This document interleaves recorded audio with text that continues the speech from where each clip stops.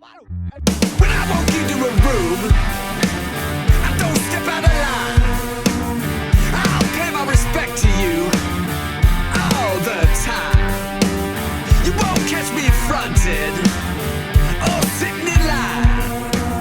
A lot of people are hostile, but they ain't my kind. I can keep rid of you.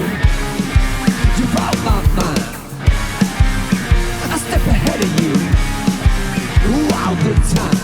When I say I'm through and you say you're fine, I look around me all the time. Never wanted to force it. Don't step out of line. I consider the sources all the time. I can keep rid of you. You're out my mind. I step ahead of you all the time. I can keep rid of you. You're out my mind. I step ahead of you all the time.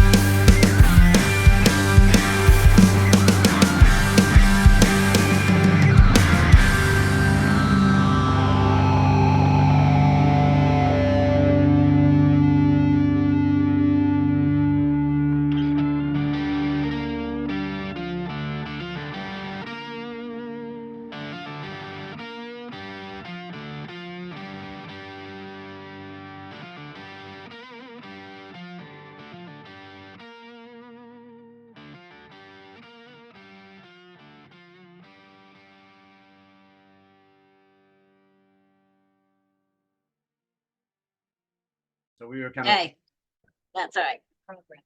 Cool, we're recording. All right, so let me start by saying welcome to the very first ever Backstage Chat with Karrie. Most of our shows will probably be in the Chattanooga area. However, we're starting tonight with somebody outside of the Chattanooga, way outside the Chattanooga area, but that's okay because we're gonna get them all. We're gonna get everybody on here. You guys want to introduce yourself? I know Richard from, I don't know, years, long time. Like That's 7 years or something like that. I don't know. It's been a long time. But anyway. singing the same zombie song for 7 years now. he tolerates my singing with his drumming. That's what goes on a lot. So all right. So can you introduce everybody and tell me about the band a little bit? Yeah, we're called Lucas Diablo.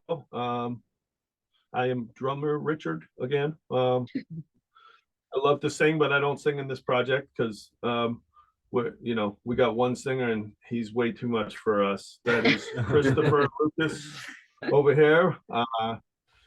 And this is Andy, our bass player that Andy's fine. we just retreated recently, Andy Smith, and we're cocked, locked, and ready to rock. Awesome. So I'm taking he plays guitar too. I don't think you said that. Bass guitar. Bass guitar. Bass guitar. Other guitar. Yep. Other guitar. That's what I. All right, cool. All right, so you guys have read over the interesting questions I've sent you. Some of them are meant to be fun. Some of them are not so fun. We're just gonna start off with the basics. You guys tell me about your musical journey and how you got started in the business. Go for it, Yeah, Chris. so I'll start. My musical journey. I started playing my uncle's guitar acoustic in his basement during family events, trying to escape the family. And then I just never stopped. I just became a love, something that I, picked up, enjoyed, was never really good at, but I found that if I applied myself and just kept going, I could keep up. That's Awesome. my musical journey. Cool. Yeah, similar. Just bought a bass for some reason and started playing it in my bedroom when I was like 16. So was never very good. Still not very good.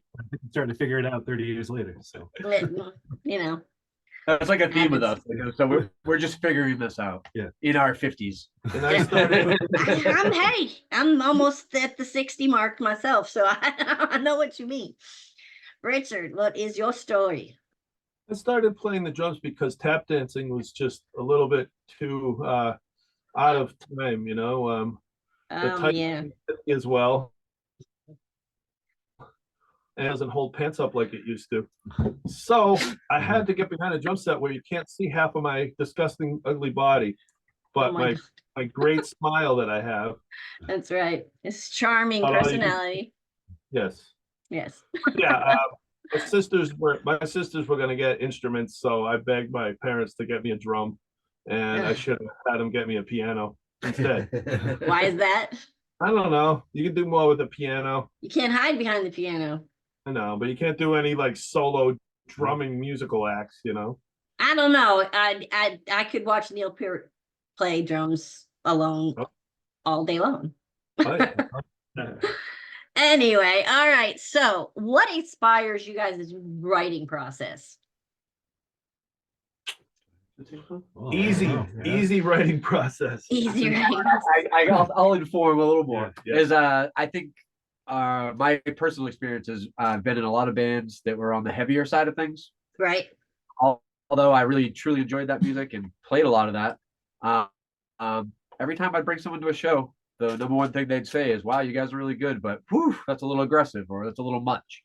And I think myself, as I've gotten older, I appreciate rock and roll. I want to bring people to shows that want to be there, that are not feeling like it's out of their wheelhouse. Right. They can relate to, not just myself. And that's kind of what I take into consideration. Yeah, make them dance. Yeah. Make them have fun. Let them enjoy it. Yes. If they're gonna get up and groove, then they're having a good time. Yep. Richard, Yes. do you have one to add? You have nothing to add? Yeah, I was just gonna say, like, kind of forget the question now, but I don't know. Go What ahead, next inspires question. what inspires your songwriting process? Oh, I just think like kind of less is more in a way. I think music has to be simple or else it's just too confusing for the average listener. And even musicians sometimes are turned off by too Right. technical of a song because you lose a lot of feeling if it's too technical. There's not much Right. feeling left. So I'd rather hear a guitar and notes in a second, Right. So it's just emotion, I think, is a little different in the music we're playing, is a little bit more radio friendly, and you Gotcha. don't have to listen for an hour long to get through one of our songs. If you as a band write the what you think is the best songs ever, but no one can ever hear them because they can't get past the what you're doing, Right. it's you've made something great, but you share it with the world also would be nice. Exactly. Gotcha. All right. So we're gonna ask a silly question. Tell me about I want to hear Here you you go, guys' Beth. spinal tap moments. Chris, the stage. Oh, so Rich and I have been friends for a long time and played in bands for a while, and we played in some previous projects.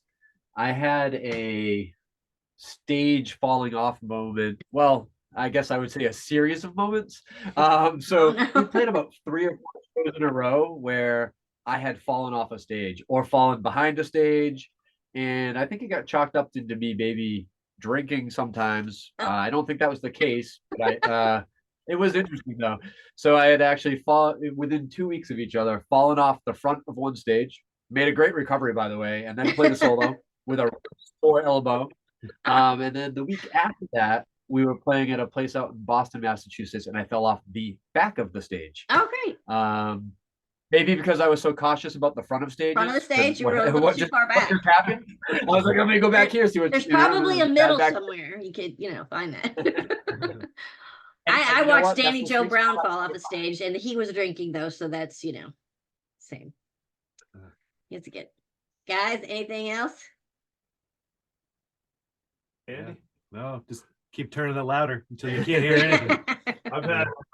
I've had my drum set actually fall apart on stage to where you could see my body, and it was pretty horrifying to the audience because all of a sudden, like, there was a full frontal view of me, and my drums used to take that spot up in people's minds, and once they fell off the stage, the show was kind of over real quick.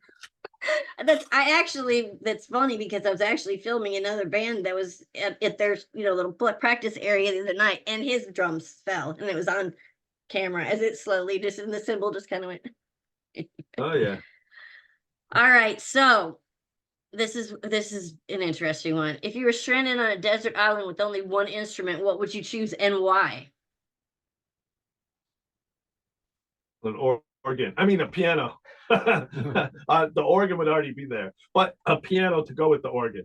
I forgot at the beginning of the show, there's a parental advisory content in the corner for a reason. Oh, sorry, it's backward for us, so we couldn't see it. Is it really?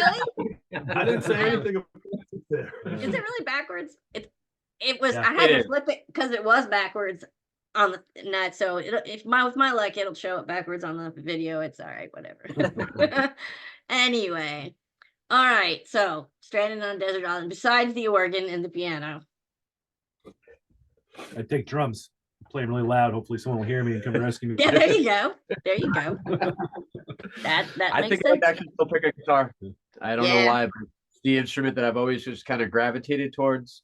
Right. I can pick up other instruments and I can appreciate them, but when I play my guitar, it's like it's a thing. It's an extension of you. That's what I've heard people say. It Sometimes. becomes an extension. I'm not going there because I know where Richard will take that. Anyway, so let's go back to some more serious questions. Can you share any memorable experiences more on the positive side other than falling off from performing live? Oh yeah, it's a good feeling when we've been doing it for years. So I mean, there's obviously something that makes us keep wanting to do this, even though it's been a rough 25 years of playing local clubs. Yep. But I mean, just to get on one good show and be able to play in front of a national act or something like that, it's an amazing feeling, and you never forget that. So it's really positive. My son's seen me play with a big band, and it's just something he'll remember, So even if I never make it, he'll know that I kind of made it in one point or another, There you go. There you go. Yeah. All right. So what are some of your biggest? I have one. Oh, I'm sorry, I didn't let you finish. Go ahead. I'm sorry. So I actually really appreciate getting to go out and see some of the other local bands, and then the guys that are our ages that are still doing it. And the reason why that is something to me is because we've all dealt with a lot of shit to get here. Coming up and doing their great music now, that's wonderful for them, but let's see them in 30 years, right? Like there's, Right. It's not going to be 100% to make it to the end. No. So I actually like to, see the older guys up there and see people still pushing it and Mhm. doing it for the thing that they like or Right. love. They have no dreams about being famous. They have no dreams about something big's going to happen. They're Right. there that night at that show and they gave it to you. Yes, they're just there because they love what they do. I mean, they're not there to try and do anything at that point. It's just there to because this is what we love. Ain't So nobody getting a record contract no more. No. Nope. All right. So who are your musical influences? Well, I mean, Milli Vanilli is huge for me, but you know that already. I already Oh. knew that one. Yeah, I know how much he loves me. I was devastated by the news, but no, I would have to say all 70s and 80s rock and roll, just in Yep. general. I can't Yep. I can't tell you one band because I'd be lying. Yep. I agree. 70s is my I love them favorite. all. Yep. Yeah. Start, at the 20s, 30s, pretty much everything, it's Right. just has come through in some way, so. Yep. I have a deep, dark love for 80s and 90s hip hop that just will never go away. It lives inside of me. And I'm a rock guy through and through, but I tell you what, I find myself always going back to that genre for some reason. That's Richard. I actually rap a lot of 90s hip hop. Nice. You're not the only I can't one. read fast. It's yeah, it's my deep dark secret. I can't read past third grade level, so it's hard for me to rap. All right, Too okay. fast. All right, so what's the weirdest place you think you've ever played and why? Ooh, that's a Weirdest good one. place. There's been a lot of weird clubs, a lot of places where I'm like, I should be in this place. Definitely, there was a transvestite bar we played at Oh, one time. Yeah, there you in go. Boston. Yeah. That would have been fun. I It was a remember good playing, show. I remember playing a show outdoors behind a apartment complex next to a swampy river, and it was pouring rain with all the electrical cords going right across the stage. It was very electrifying. For the 7 people that were in attendance, they really watched 4 people almost die for the whole show. Great. That was fun. Yeah, that sounds like a great one. I did a good one that I think you were there for this one. Okay. Is we played in front of a guy's pit fire with a jam band. And the jam band we went on after, and they were probably like 4 songs into their set, and they're like, we got 6 songs. And we're like, oh great, we're going on soon. Those last 2 songs, let me tell you, they took a while. 3 days. But Yeah. while that was happening, a professional wrestler showed up at the show in this guy's backyard near a fire pit. His name was Ox Baker. I don't know anything about wrestling. I knew nothing about wrestling, but this guy was an impressive, odd man that just made the entire night. That's great. But yeah, we smoked a lot of, no, I won't say what we smoked, but we had a all lot know. of fun. We had a lot of fun waiting for those 2 songs to end. I It bet. was a long period. Well, if you were smoking, I guarantee you it was longer than you thought than it was actually for you. No. This band had long songs. Oh my gosh. All right. So if you could swap musicians or swap lives with any musician for a day, who would it be? All right, we each have to Yeah, answer that's a this good one. one. Yeah.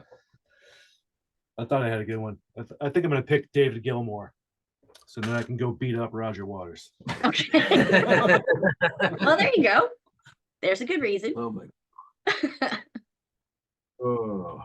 I'm gonna go with Mike Patton because I'd like to know what it is actually like to be able to sing for a day. Yeah. Like I'm in this weird spot where I don't know what that feels like. I don't know what it feels like either. I'm gonna try. I'm gonna kind of go out on a limb and say probably Prince, only because I would like to jam with him musically because he And can then play everything. yeah, he was incredible. So that's a good one. Yeah.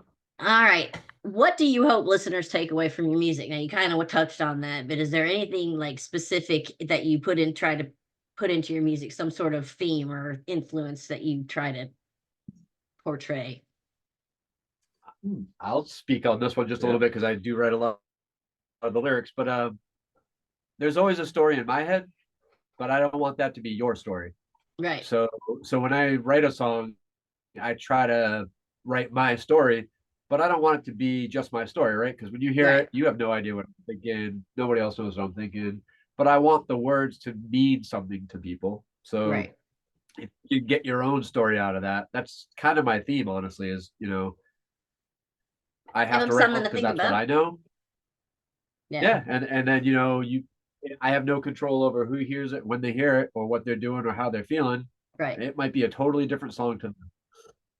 So I think just being open to that, and I have a thing that I'm trying to put out there, but who knows? When someone else hears it, it might be totally different to them. Could be. Yeah. Absolutely. I think that's what Seal says, that he never explained his lyrics. People always wanted to know what they meant, but he said he would never do that because he always wanted them to figure it out themselves, make it their own. I thought that was pretty cool. All right. So is there any specific routines that you follow before getting on stage? 2-shot tequila and Make sure the gear works. Yeah, just a lot of downtime, getting to the club early and trying to, get all your equipment in and share with 4 other bands worth of like clubs usually more packed with equipment than people, but absolutely. It's starting to change a little bit with that. Some clubs are trying to backline to where it's, you don't have to bring all your gear every night, but right. Some drummers usually like to play their own drum set, but if you can't, sometimes you have to deal. Which is the kit that's usually always left there for you, so you don't have to bring your own, and it's usually crap. So, all right, let's see. All right, we went through. All right, what? And I already asked this, so I'm not going to ask that again. All right, so just pretend that you sing karaoke. What is your go-to song? I know you don't sing, just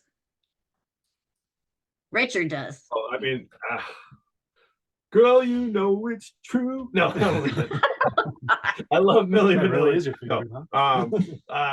I don't know. I like singing girl songs for some sad girl songs like Jewel. So you know that. And I'm the opposite. I sing all guy songs because of my voice. So it's we're backwards. Guys, anything? If I were going to do a karaoke song, I would do something that and this is going to sound horrible, that I could probably get drunk before I sang. So it would be something that I know really, really well, but the drunk would take away the inability for me to do it. So then I would have this, awesome combination of a song I know really well with no inhibitions. I like that. What would you sing, Eddie? Yeah, I don't know. Like, I don't do this. I'm not doing this. Guess what? He's singing after this because we're practicing. Yeah. There you go.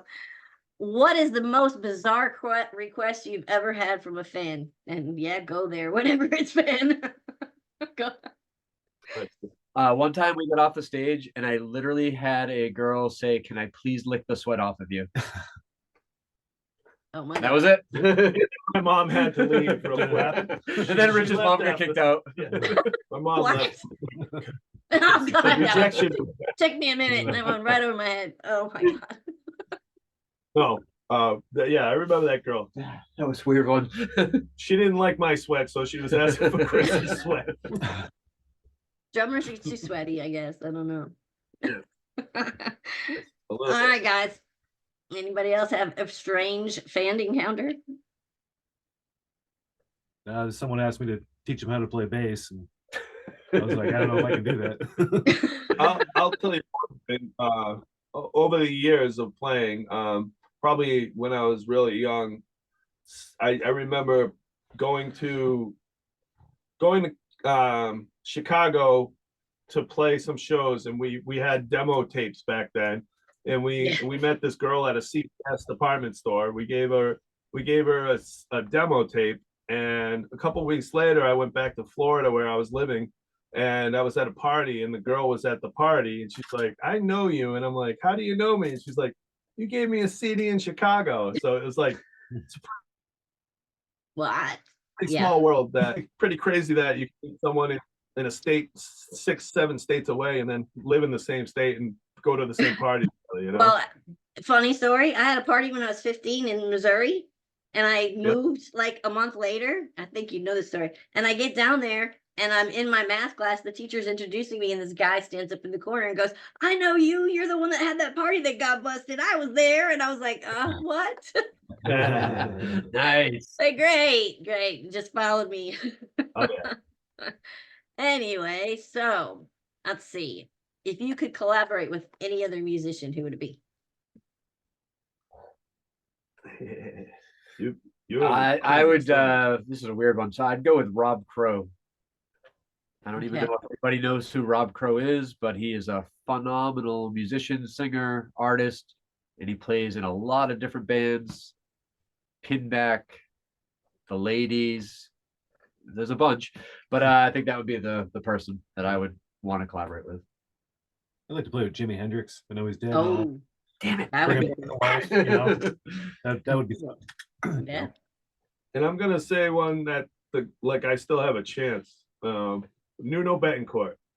Just Only- sold his house in LA. Only because he is from Massachusetts, and I know personally I've met him a couple times. Just he's insane. You know, I think I would go a different direction with him just to make it different. Like I would tell him, don't play rock and roll, try to do something different, and that's maybe he'd remember me by that. All right, so just a couple more, and then we'll talk about your musical, the stuff that we're going to listen to once I get everything put together. But what do you hope your listeners take away from your music? Well, just a good time. you know? Yeah, a good Yeah. time. I want them to hear a good song that they can relate to. You know, personally, I'd like them to not hit skip. There you That go. would be amazing. But you know, and I think from our production, we want them to have that also. So you know, we want to bring to them a professional sounding song written well. You know, Right. All right, so one last thing. How do you handle criticism? poorly. No, I'm just joking. Just joking. It's good. Go ahead. No, I think it's good. Yeah. I think Learn from it. Go ahead. Go ahead. I love criticism because I can learn from it. So whether I believe or agree with what someone has said, it's a data point for me. It's a spot where I can say a person said something, Right. mark that down right now, along with all the other people and the things that I think, and add that together and make my own brain stew. Brain stew is it? And Right, we've had instances where certain people were afraid of releasing things, and in case people wouldn't like it. And I always, I finally thought to myself, I would rather have 1 million people not like our song than not, because they at least heard it. You know what I mean? Right. At least they got a chance I'd to hear love it. to have a lot of criticism. It's almost at least people are there. Sometimes They're criticism thinking about you. a form of There you go. There you go. jealousy too, though. It's Yeah. a form You of never jealousy. know. So you can learn from it, plus also learn a little bit about possibly what you're doing right as well as what you're doing wrong. Right, Good correct. point. Yeah. So, all right.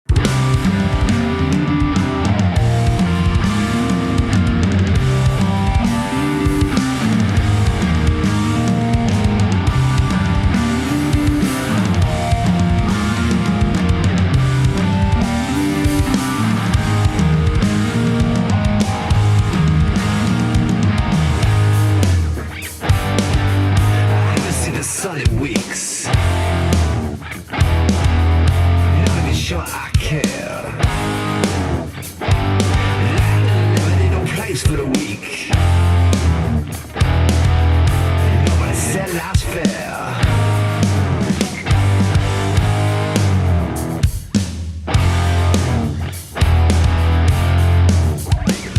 I've been deceived. My soul's been sold. I broke before. I got hope. They say life's before you, but I'm not sold. The hands of time